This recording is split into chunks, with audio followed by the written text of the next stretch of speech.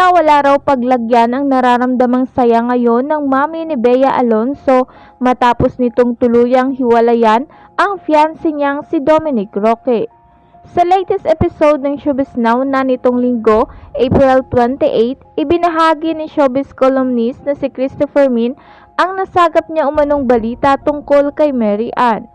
Saad ni Christy, isang kaibigan po namin ang nakakita sa kanya sa isang lugar at ang sabi, "Mary Ann, bakit ang saya-saya mo? Kakaiba ang saya mo ngayon, saka ibang-iba ang bukas ng mukha mo." Ang sabi ni Mami Mary Ann, "Masaya ako, hiniwalayan na talaga ng anak ko, si Dominic."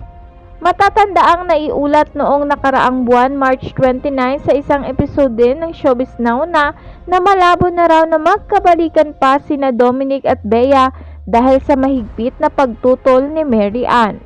Bukod dito, lumutang din ang kwentong pinagalitan umano si Bea ng kanyang ina matapos nitong malaman ang pagpapatulog kay Dominic sa bahay nito.